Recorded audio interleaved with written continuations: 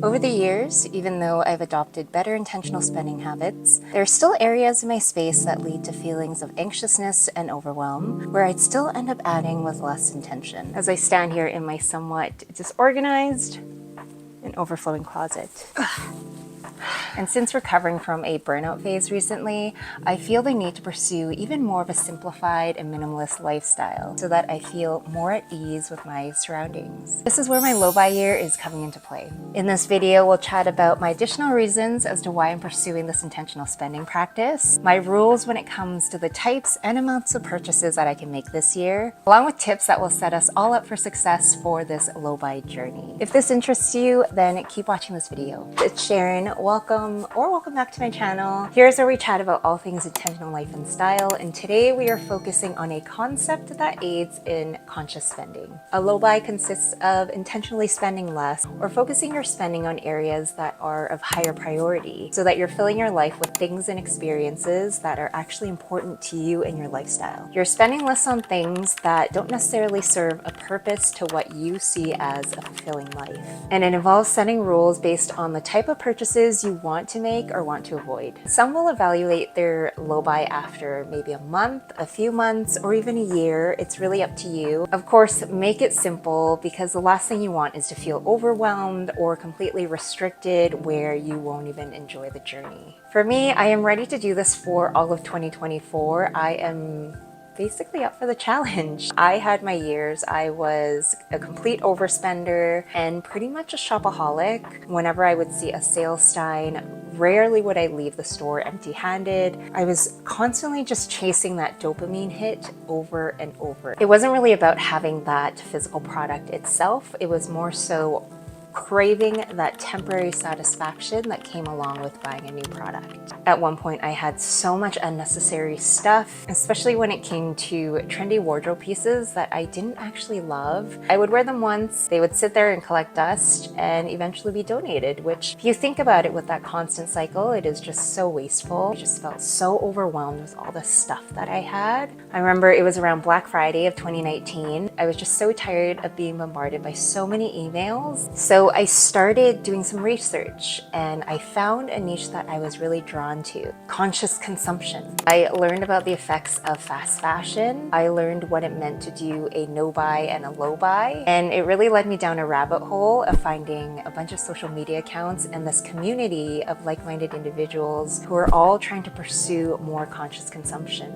And this is also the time where Her Simple Soul on Instagram was created. I pretty much did a 6-month no buy during that time, which I'll admit with the pandemic made things a lot easier, but it really led me to this path towards conscious consumption that I'm now really grateful for. I am not perfect, I am not fully sustainable, but I will say that I do have a pretty good foundation when it comes to being more intentional with my spending. My top reasons for pursuing a low buy could be different from yours, and that's okay, but I do think it's really important to set these reasons just so it sets you up for success and so that you have a purpose to pursue this process. My main reason to pursue a low buy is so that I'm adding a lot less to my wardrobe in the form of either my own purchases or even through my work as a content creator as I work with brands and accept PR products. Last year, as I got caught up in the content space, continually being bombarded by different brands, promoting different products, and just being exposed to the accessibility of anything you want at the tip of your fingers, I started feeling anxious and overwhelmed just going into my wardrobe,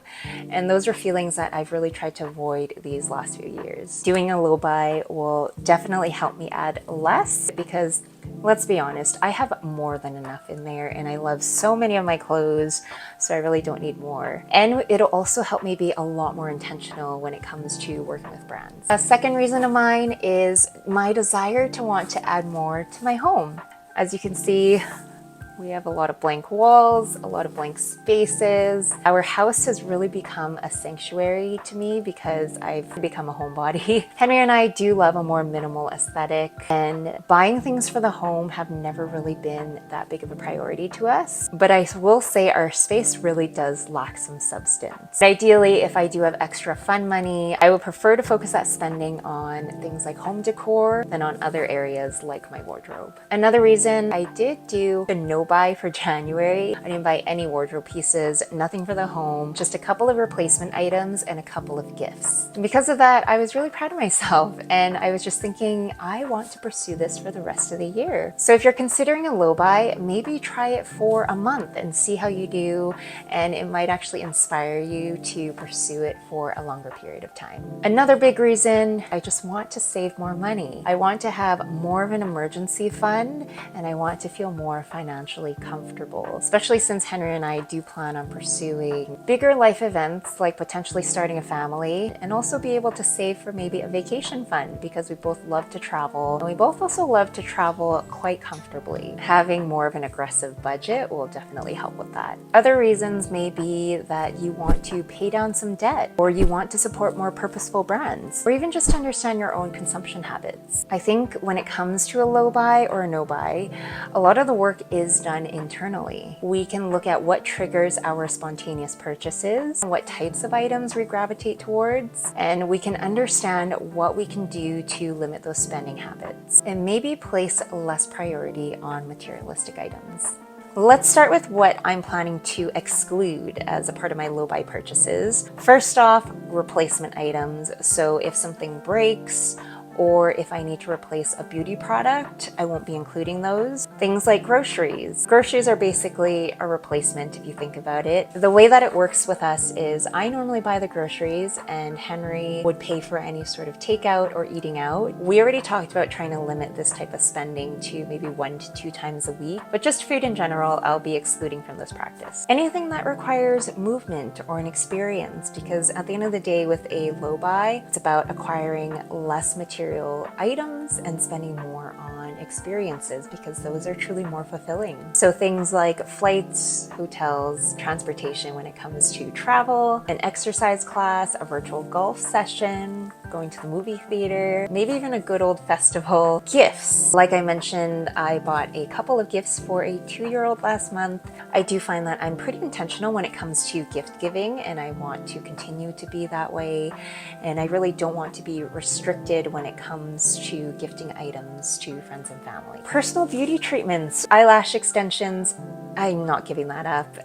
It just cuts my time when getting ready in half. Things like facials and massages. I do think these services are just a way to maintain the integrity of your physical body. Haircuts and potential coloring, because these grays are out of control. Basically anything that I've been doing consistently in the last year as a form of physical self-care, I'll be excluding from this low buy. The things that I'm limiting myself to. So in terms of my wardrobe, I'm allowing myself 1 item per month for a total of 12 items for the year. For my home, up to 3 items per month for a total of 36 items for the year. So that would include decorative pieces, furniture, kitchen appliances, home organizational items. I am providing myself a little bit more leeway because, as I mentioned, I do want to focus more of my spending on our home. If you think about it, for example, if I'm wanting to decorate a shelf, I could easily find 3 little decorative pieces. So I feel like that is a pretty reasonable number. Miscellaneous items, and I'm categorizing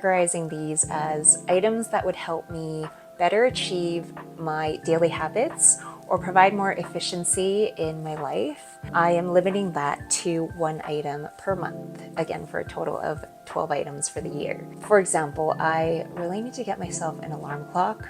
I want to stop using my phone as an alarm clock. 50% of the time, the first thing I do in the mornings is I scroll on there, and I need to get rid of that habit. So an alarm clock is definitely at the top of my list. Content creation gear. Eventually, I'm hoping to upgrade if I do have the means to do so that I can provide higher quality videos. Things like new beauty products. I don't know if those would contribute to better habits, but maybe more efficiency when I'm getting ready. And books, even though I have a lot, I definitely won't be looking in that area for a really long time. In terms of PR products, I'll be completely transparent here. As a content creator, brands do reach out to me to offer to send over product, and some I do work with on a paid basis. The last few years, I've never really kept track of the number of items I was accepting in a given month. Sometimes it would be 0, and sometimes I would receive like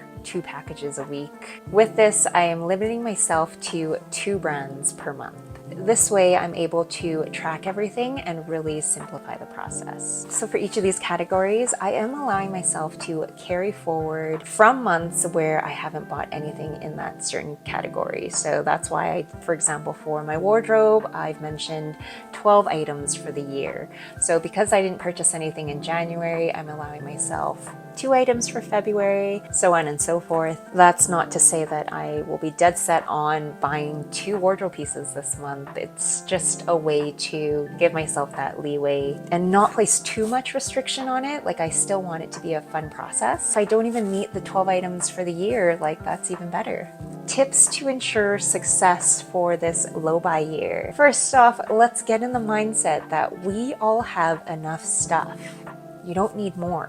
I have boxes piled up from all the jewelry that I have. I have a closet full of really beautiful clothing. I have cupboards full of plates and drawers full of little trinkets. I'm sure if you look in your space, you probably have something similar. Unsubscribe from those emails. This way you are avoiding any sort of temptation to buy from this brand, especially when it comes to sales season with their catchy subject lines and flashy content. We are going to unsubscribe from a bunch of these emails right now. Sephora.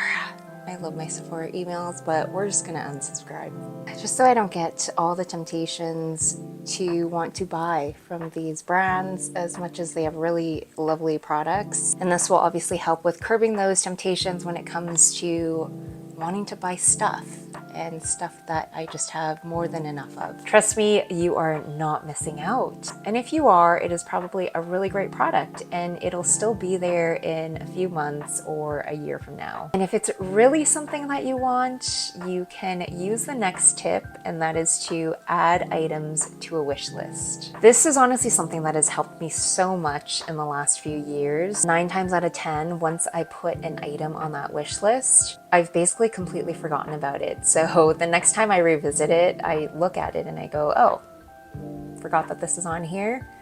Don't think I want that anymore, and it comes off the list. If we think of a different scenario and you initially had that thought of wanting that piece, you've added to your cart, you've purchased it, I can almost guarantee that the joy of receiving it might be a little underwhelming. It probably wasn't something that you really wanted and you just spent money on it. With a wish list, you can revisit it anytime, especially during those spending temptations, and you can really zone in on items that you really want. I just have a list on my phone. It's super easy. It doesn't have to be complicated. Something that I really need to do is complete a declutter. Whether that is a bedroom, a certain corner of a room, your wardrobe, a drawer. Doing a declutter will really give you an idea of items that you own. You may also find gaps in certain areas of your life that you could fill with intentional purchases, or find that you really don't need more of an item. Decluttering also allows you to free up precious space, or even just emit a sense of calm from a surrounding, so that you have a clearer mind to pursue more intentional spending habits. I think it's pretty obvious. The biggest space I need to declutter is my wardrobe. Another tip is to just start tracking your purchases. When I decided to do this low buy, I started a Google Sheet to track everything that I've purchased so far, and I'll be doing that for every month. And I'll also include the carry forward of items to the next month that I didn't end up spending. Maybe the accountant side of me is really excited to see this all come together, so that at the end of the year I can see the numbers and understand my spending habits and use that to see if I should make any additional changes in the next year. Replace the desire to spend with something else. Ideally something that isn't a screen.